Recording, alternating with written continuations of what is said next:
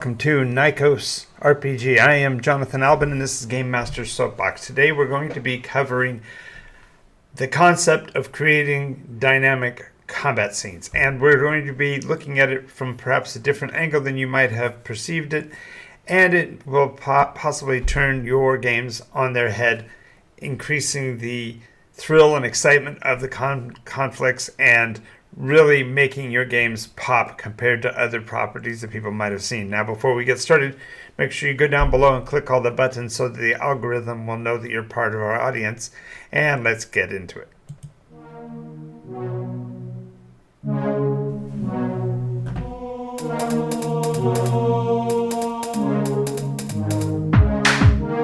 Absorbing damage is the name of the game.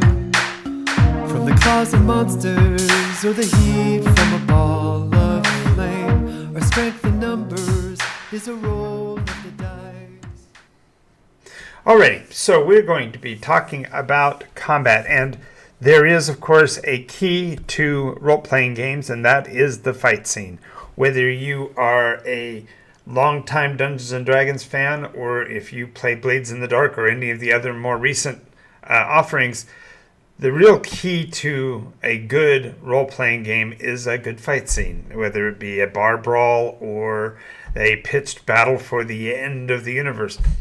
The real mechanical element of roleplay is of course, the machine that determines the outcomes of combat.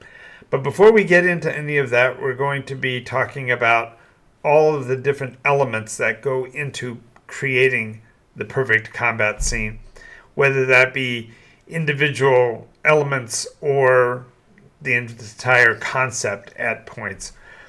Now, I think my last point will surprise you, so stick with us till then because it will probably be the most controversial. So the first thing we have to look at is the foreshadowing. When you are putting together a combat scene, if you don't build up the valuation of the conflict, if you do not make the villain seem threatening enough, dangerous enough, and compelling enough, the players they'll just not rise to the occasion. They won't see the threat as in danger. And I think this is really kind of important. When you are role-playing a game, you really have to have a danger element. I know there are a lot of players and game masters out there these days that are arguing for safety concerns and triggering effects and such. And the reality is this is an imaginary game. It is a fiction, and having that awareness should be enough to dissuade any difficulties. Having said that, when you are building up and foreshadowing the dangers that your villain represents, be willing to step to the plate in the case those situations should afford themselves in the game to actually show the true character of your villains. If you want them to be truly monstrous and evil, then yes, they are willing to destroy, to kill, to take out an opponent. If they are not, and you're playing it up as such, then you have fundamentally deflated your combat from the beginning. So one player asked me recently, what do I do to be able to draw the line between brutality and fun? And I think the reality is that the brutality, the death aspect, is every bit as important as the close calls that players might make along the way. And so just having the threat of elimination on the table can often be enough to really drive home the danger of your villain. And this establishment of the danger really should extend beyond just the parameters of the fight scene. The villain should be willing to, and perhaps have a history of, doing damage and killing in the advance of the actual fight scene. When you establish the threat level and you show that the players are not fully secure in their safety, they tend to play more dynamically and with a greater heart, if you will, for the conflict. So it's important to basically establish the threat rating of the monster by demonstrating it either through hearsay of stories that have come before, or perhaps in a direct eyewitness account where the monster has done some great damage. This also means that you can create a situation where your players are fundamentally acting in a revenge mindset, which can add to the dynamics of the session as well. Now, the next thing you want to do is, as you're setting up your adventure, set the stages. Are there conditional triggers that will make the monster, for example, more ferocious? For example, a classic idea would be for there to be a little one of the villains, for example, a child, like in the case of a bear cub or whatever, where the players simply threaten a menace to the progeny of your monster and therefore inflame its anger and make it more dangerous. By presetting these stages in advance, you let the players know that when they invoke this action, it will incite a different response from the monster and make the threat more dangerous. By doing this, you're letting the players be the ones who fundamentally are controlling when danger is going to ratchet, but that you are going to be providing them with the triggers beforehand. In other words, you are presetting the stages and getting everything set in place for the big brawl. This therefore means you need to build a reason, and usually this is pretty easy. If you've got a monster and a monster has taken its prize, it's eaten a couple of locals, these are reasons that the players have justification for their action and therefore are better equipped to engage the monstrous enemy to its face. And by building in this reason, the stakes of the fight go higher, and having a heightened sense of danger, a heightened sense of a recompense. Now the monsters and the players are poised for a really grand outcome.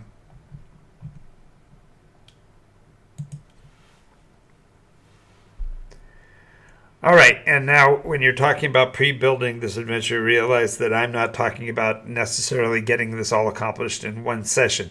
You may have had to build out the encounter well in advance to increase the threat rate, to put more resources on the chopping block, so to speak, so that it's a greater danger. And in which case you want to let the Wookiees win, let the rookie win the first round. In other words, let the players who are fundamentally novices to this combat get a clean shot in early on, because that way they're building their confidence. They're seeing that the threat, while dangerous and real, can be averted and avoided, can be handled, and therefore provide them with a heightened sense of their own abilities.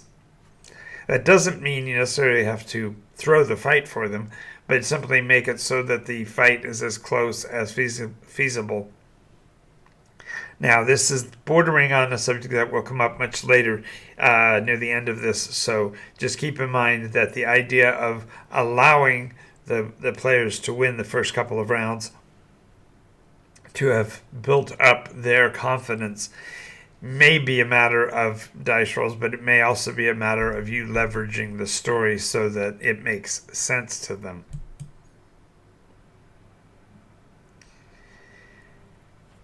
Of course, when you're building a story, you need to basically provide the players with the bolster when necessary, and to take away their training wheels at a later point. So the idea of building up and giving them, and then taking away their hope in the fight leading up to the grand finale really provides that uncertainty, that insecurity that the players need to have. Now, the lethality of the fight, of course, is always under the control of the game master, but the gravitas with which the players enter the conflict is up to them, and so you've got to monitor and manage whether they feel the confidence that they are portraying or whether it is merely a show. This is important when it comes down to the actual danger or the threat that they feel, because if they are arbitrarily faking it, then it's going to not be as poignant as it might otherwise be.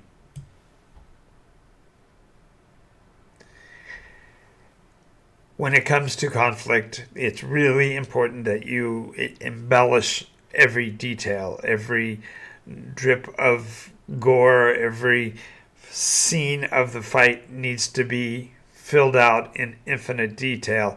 The players need to feel that. Now, as I've said before, playing the spaces is just as important as playing the notes. So don't feel that you have to over-explain, but just make sure that the gravitas of the situation is clear. Allow me to give you an example. In a recent conflict, an airship was brought down, and the players and all of their belongings had been on board that airship. And one of the situations was that one of the players had a steed who was involved in the conflict by being on board the airship. When the airship fell out of the sky, we rolled the outcomes, and it was not looking well for the steed. Now, the player, having actual history with horses, was obviously visibly shocked by this conflict. The fact that the steed would be in danger hadn't actually crossed their mind at all, and was therefore concerning. As the dice rolled out, the steed was in very physical danger, was in actual real pain, if you will, in the game. And it was a decision by the player to end that suffering. Now, that fit in the story and it fit with the players, but I didn't have to go into very great detail for this to be the case. I just had to say that at one point the horse screamed, and that was it. The fact that the animal wasn't suffering was enough for the player's mindset to kick in instead of the game, again, instead of the character's mindset, and so therefore the act was done. And while that seems like a horrible thing to have within a conflict, nonetheless it added intentionality to the character. The depth of the scene was amplified, and afterwards the players agreed that was one of the best conflicts that we have had in decades, because it really captured the nuance of threat that the adventure and the monsters represented, and in this case the sheer damage of a shipwreck was very heavy on everyone's mind, and it really played out through the descriptive nature of the scene.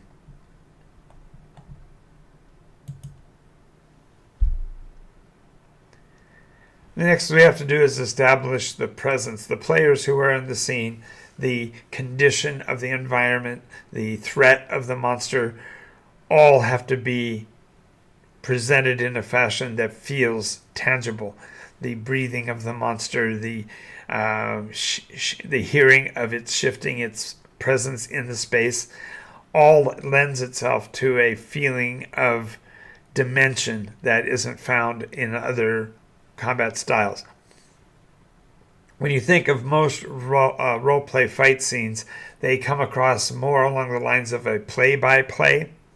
And the problem with a play-by-play mechanism is that it's rather antiseptic. It is devoid of the actual interest and intention that would be in the scene. And so by instead establishing the presence of your villain, it's the space that it takes up within the combat zone, the very way in which the players engage with it, tend to make the game scene much more visceral, much more tangible, and therefore more exciting.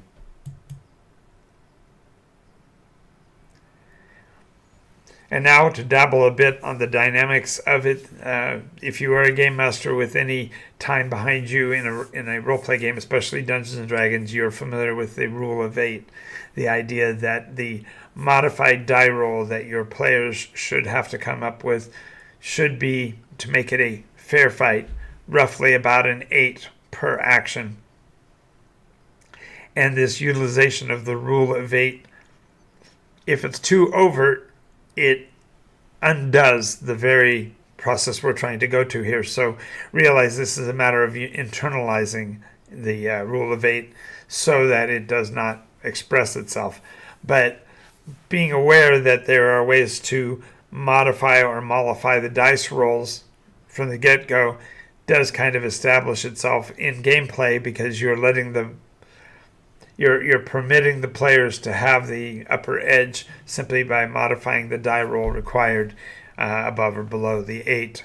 And I've done an entire episode on that. I'll put a link in the comments. But the point of the rule of 8 is simply that the game is controllable, moderatable by a game master without the perception that they are railroading or driving the story forward themselves. This will tie directly to my 10th point, which is coming up in a moment, that will be the most controversial. But the realization that you have the rule of 8 and can modify and utilize it during the conflict to get the kind of outcomes that are what the players are looking for is really important. We have to maintain a coherency while also maintaining a moderation of the game. So I'm sure this is going to lead to a lot of controversy, but here we go. This is my 10th point. It is a well-known rule that the game master is always right when it comes to dealing with things. Session 0 rules have always, Rule 0 has always been around.